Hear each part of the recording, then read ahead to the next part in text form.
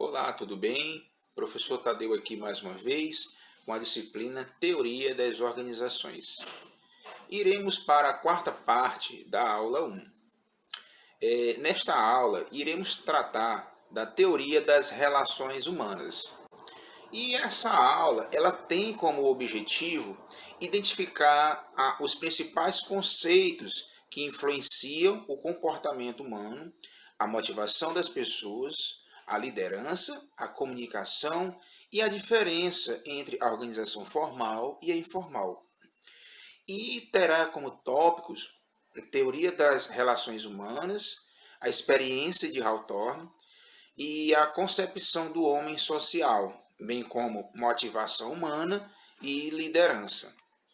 Então, relembrando aqui alguns aspectos da aula passada sobre a teoria clássica da administração, a gente pôde observar alguns dos princípios, alguns dos conceitos, tanto da administração científica de Taylor, como a administração clássica de Fayol.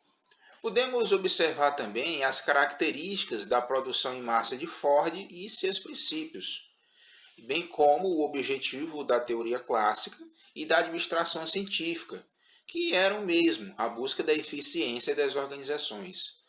Podemos também conhecer as funções e os princípios básicos da empresa segundo Fayol. Vamos lá então, iniciar com a teoria das relações humanas. A teoria das relações humanas ela dá ênfase nas pessoas que trabalham ou participam das organizações. A preocupação com a máquina, com o método de trabalho e com a organização formal, ela cede espaço para a preocupação com as pessoas e os grupos sociais. Então, assim, é notório que as teorias da administração científica e clássica elas tiveram uma contribuição inquestionável para a administração e ainda hoje elas influenciam as organizações. No entanto, essas teorias elas tratavam apenas das tarefas, das funções e estrutura das organizações, em detrimento às pessoas. As pessoas que são a essência delas, elas não foram tratadas ou lembradas por Taylor, Ford ou Fayol, dando uma visão simplista das organizações. Toda e qualquer organização ela precisa de pessoas para se manter e prosperar, isso é evidente. A teoria das relações humanas ela apresenta justamente essa preocupação com as pessoas e a relação entre elas. Para a teoria das relações humanas, qualquer trabalhador exerce influência no comportamento organizacional. E ainda influencia a qualidade, a produção e o desempenho das organizações. Então, assim, nós iremos entender, aprender os principais conceitos que influenciam o comportamento humano, como a motivação das pessoas, a liderança, a comunicação e a diferença entre a organização formal e informal, que foi esquecida por esses teóricos da administração clássica. Então, assim, toda essa abordagem ela será indispensável para que a gente possa compreender as influências e a importância das pessoas nas organizações, especialmente por meio das experiências do estudioso, né, o professor e psicólogo Elton Mayo, com a experiência de Hawthorne, e é considerado como o idealizador da teoria das relações humanas. Entenderemos, né, a gente vai entender como os grupos sociais eles possuem influência do desempenho e da produtividade das pessoas. Então, assim, nós vamos ver essa questão da influência da motivação humana na administração e a importância da liderança e a comunicação no desempenho das organizações. Histórico da teoria das relações humanas. Então, essa teoria ela teve seu início no final da segunda década do século XX, né, por volta de 1930. Um período difícil, marcado por recessão econômica, inflação, desemprego e forte atuação dos sindicatos.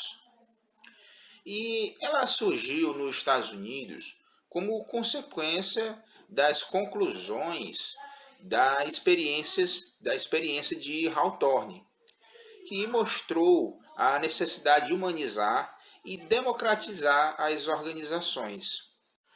A experiência de Hawthorne foi um marco na teoria das relações humanas. Foi um trabalho realizado, como dito antes, pelo professor e psicólogo de Harvard, Elton Mayo, entre 1927 e 1932, em uma empresa chamada de Western Electric Company, na cidade de Chicago, no bairro de Hawthorne, razão pela qual foi dado esse nome à pesquisa. Né? Ao contrário do que muitos imaginam, Hawthorne não foi o teórico que idealizou essa pesquisa. Hawthorne é o bairro do qual foi feito essa experiência. E como se deu a experiência de Hawthorne?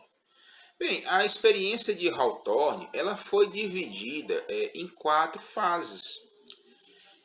A princípio, a primeira fase ela pretendia conhecer o efeito da iluminação sobre o rendimento dos operários. E após concluir a primeira fase, eles concluíram que não encontraram correlação direta entre a variação da intensidade da luz, mas perceberam que os operários eles reagiam à intensidade da iluminação de acordo com as suas realidades pessoais. Já na segunda fase, observou-se a influência do controle de um supervisor sobre a produção e o espírito de cooperação entre os operários. Com isso, eles concluíram que essa fase da pesquisa ela demonstrou que o desempenho dos empregados estava diretamente relacionado à melhoria do relacionamento entre eles, o ambiente de trabalho, o aprimoramento do trabalho em equipe e o desenvolvimento de lideranças. E isso influenciava a produção dos operários. Né? Então, a partir daí, ele já começa a perceber indícios da organização informal. Na terceira fase da experiência de Hawthorne, eles estavam preocupados com a diferença de atitudes entre o grupo experimental e o de controle. Os pesquisadores eles se afastaram do objetivo inicial, que era de verificar as condições físicas de trabalho, e passaram a se fixar no estudo das relações humanas no trabalho. E com isso, eles concluíram o seguinte: as entrevistas dessa fase revelaram a existência da organização informal dos operários, a fim de que eles se protegessem contra o que percebiam como ameaças da administração. Então aqui já fica mais evidente a existência da organização informal. Já na quarta fase, tinha-se a finalidade de analisar justamente a influência da organização informal dos trabalhadores. E, após a verificação disso, eles concluíram que realmente o grupo informal ele influenciava o grupo formal. Ou seja, a união e a solidariedade do grupo informal determinavam qual o ritmo de trabalho do operário e sua colaboração para a organização.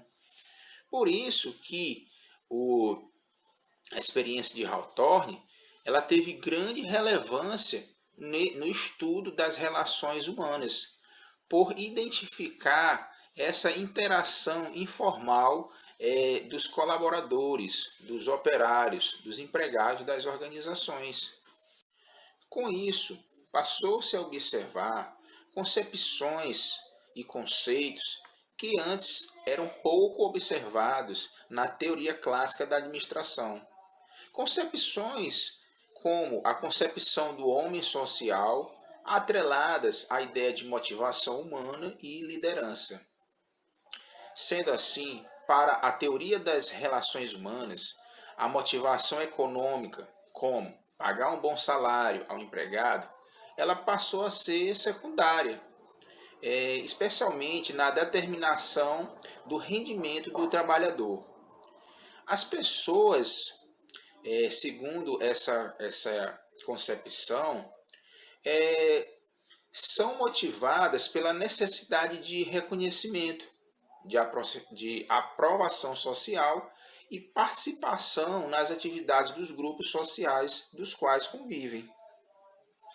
O conceito de motivação ele ganha mais espaço na teoria das relações humanas, onde a motivação ela passa a ser algo íntimo e pessoal e provocada por alguma necessidade individual. O que as organizações podem fazer é criar instrumentos que mostrem e explicitem nos colaboradores comportamentos e ações que os levem a uma motivação para atingirem uma determinada satisfação.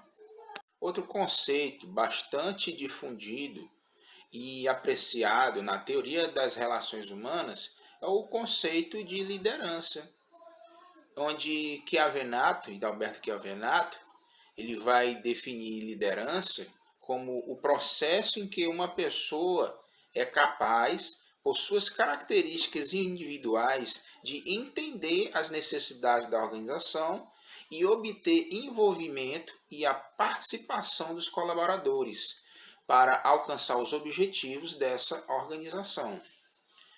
Então, a liderança ela passou a ser necessária em todos os tipos de organização e pode assumir feições e ser diferenciadas.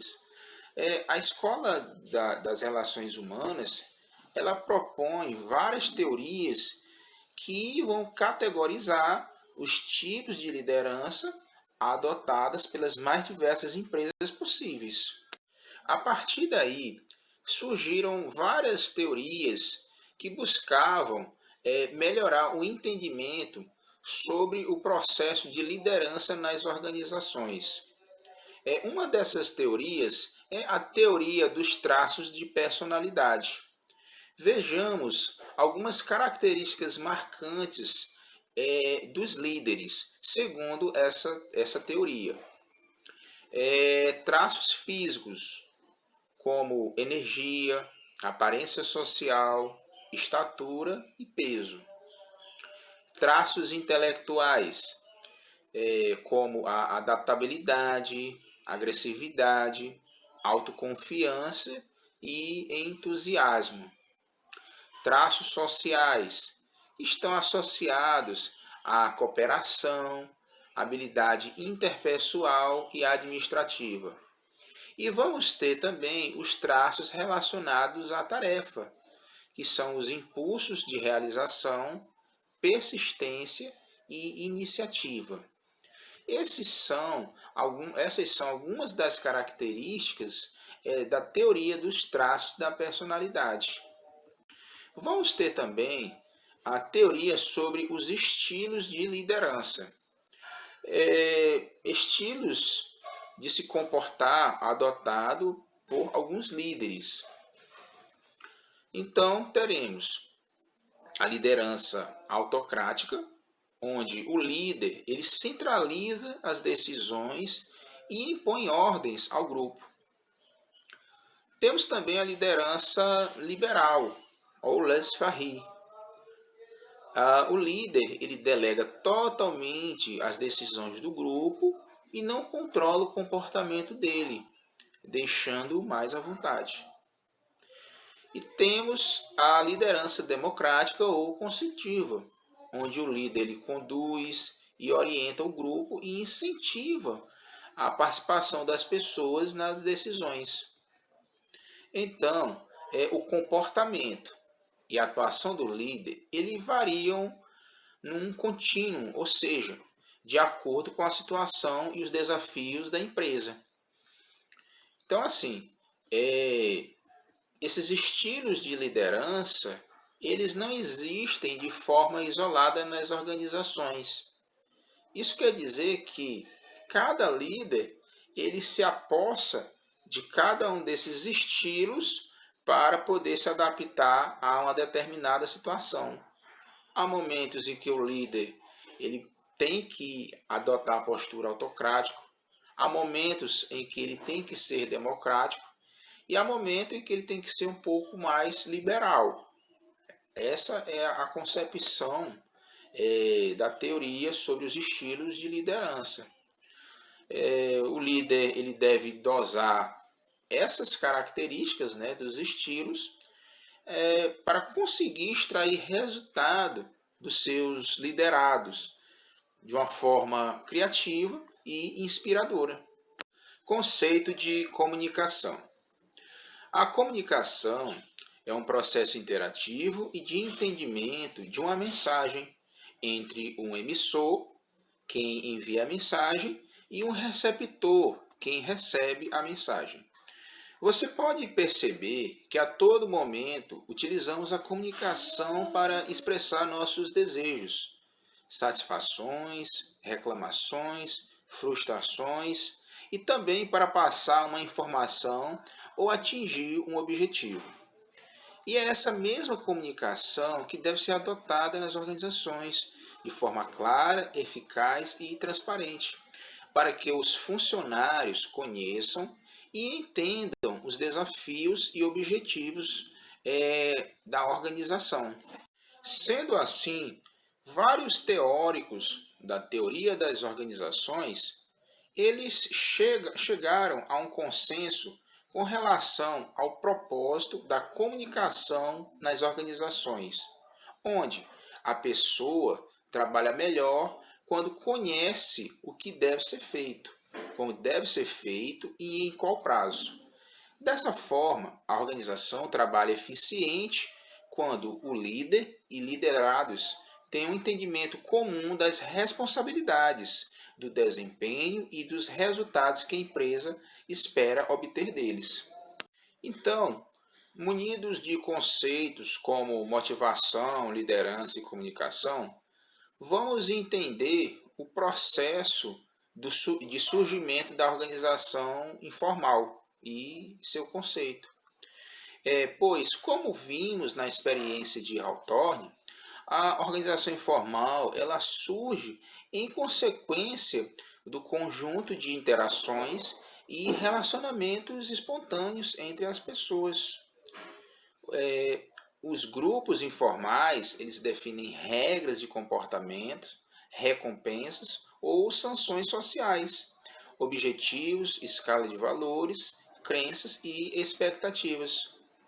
Sendo assim, o que define uma organização formal são padrões de relacionamentos não encontrados no organograma da organização, como amizades, desamizades, né, por assim dizer, indivíduos que se identificam com outros, grupos que se afastam de outros, e uma grande variedade de relações no trabalho e, claro, fora dele.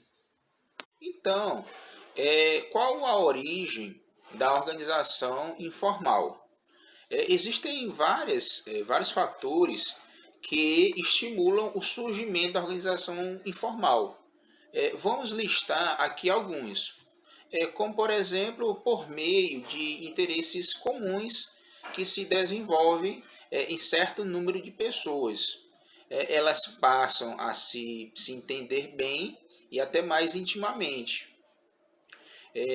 A própria organização formal ela provoca essa interação. Ela cria situações para que esses grupos informais eles surjam. Outro fator é a flutuação de pessoal dentro da empresa. E geralmente provoca alterações nos grupos sociais informais. Geralmente a empresa ela muda, né? Pessoas de setor, de ramo, e vai gerando essa interação entre os membros da organização. E claro, né, os períodos de lazer. Né? Esses aí é que realmente são os que mais estimulam os grupos informais, pois eles permitem uma intensa interação entre as pessoas, estabelecendo vínculos sociais fortes entre o pessoal. Né? Então, quem é que não gosta, por exemplo, de uma festa, né, confraternização de fim de ano? Então, isso é muito importante, né, a empresa ela criar essas situações de interação entre os seus colaboradores. Então, assim, com base nos estudos da teoria das relações humanas, pode-se concluir que o sucesso das organizações depende diretamente das pessoas. E os novos papéis dos líderes, né, dos administradores, é saber comunicar, liderar, motivar e conduzir as pessoas que estão sob o seu comando. Porém, a motivação e talvez um dos temas mais debatidos atualmente nas organizações. A busca pela satisfação no ambiente de trabalho, pelo bom clima organizacional e pela satisfação das necessidades dos colaboradores, dos funcionários, são ações que devem ser sempre estimuladas pelas organizações. Então, vejamos as características mais evidentes da organização informal. Relação de coesão ou antagonismo. Ou seja, os indivíduos eles criam relações pessoais de simpatia ou antipatia, cuja duração e intensidade elas são variáveis. Prestígio. Cada indivíduo, nessa concepção de organização informal, ele adquire uma certa posição social ou prestígio em função de seu papel e em cada grupo, que se sobrepõe à sua posição na organização informal.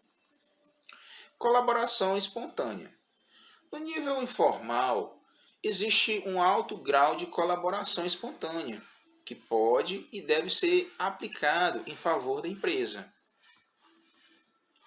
Possibilidade de oposição à organização formal. Isso é muito comum. Às vezes, a organização informal ela se confronta com a organização formal. A organização informal ela pode se desenvolver em oposição à organização formal e em desarmonia com os objetivos da empresa. Padrões de relacionamentos e atitudes. Os grupos informais desenvolvem espontaneamente padrões de relacionamentos e de atitudes que são aceitos e assimilados pelos seus componentes, pois traduzem os interesses e as aspirações do grupo. Mudanças de níveis e alterações dos grupos informais. Os grupos informais eles tendem a se alterar com as modificações da organização formal. Transcende a organização formal. Enquanto a organização formal está circunscrita ao local físico e ao horário de trabalho da empresa, a organização informal ela foge dessas limitações. Ela não se limita a tempo, né, a local e nem a pessoas. E por fim, padrões de desempenho nos grupos informais, em que os padrões de desempenho e de trabalho estabelecidos pelo grupo informal nem sempre correspondem aos padrões estabelecidos pela administração. Então, para concluir esta aula, vamos rever o que foi estudado. Nós aprendemos nesta aula sobre a experiência de Hawthorne. Vimos também sobre o comportamento humano, a motivação das pessoas, também sobre o conceito de liderança, a comunicação na organização e como podem afetar positiva ou negativamente o desempenho de uma empresa. Aprendemos também a diferença entre organização formal e informal e como cada uma delas pode influenciar a organização. Pois então, até mais!